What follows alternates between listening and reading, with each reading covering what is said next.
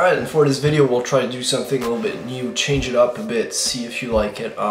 We'll do something where I try to kind of analyze some of the things that happened this episode a little deeper, try to give a more in-depth kind of review and kind of really talk about it. So a lot about this episode is about high school outcasts and being out of the group, kind of out of the groove and not popular.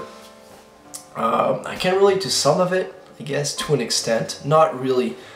I mean, personally, from my experience, I mean, I wasn't an outcast by any means. I mean, by the time I came here in America in high school, I was like the French guy, so I wasn't that popular, but I did have a lot of friends. Really not that popular of a guy. I mean, I wasn't going out a whole lot. I wasn't partying. I didn't have any girlfriends in high school at all. But I didn't feel like an outcast. Like I communicated and people saw me, which is what they talked about in this episode. And is the opposite, is people were not being noticed. That really sucks. But yeah, I guess that happens a whole lot, especially for people who are a lot more shy, who don't know how to really communicate.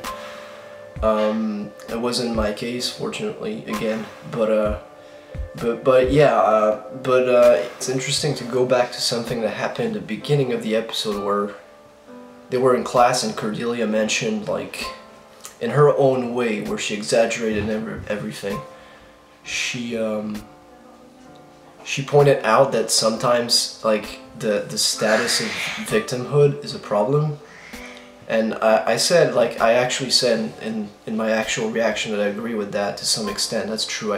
I think there's, like, a lot of times, and I think that's what they were trying to, like, explain, is sometimes people think that their problem is kind of very important and is supposed to affect other people in a way, but sometimes it's just their fault to some extent. I mean, and I think that that's kind of true, and that's what transpired somehow when, this specific girl that became invisible because she was kind of an outcast, is, what happened to her was bad, but in the end, some things were still her fault because, it wasn't other people's fault, it's just that she was crazy.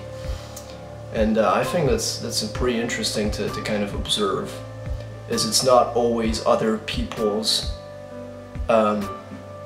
perception, it's more of how you are yourself, and everything was kind of based on your own kind of mindset, and that's why they, I guess, like, refer to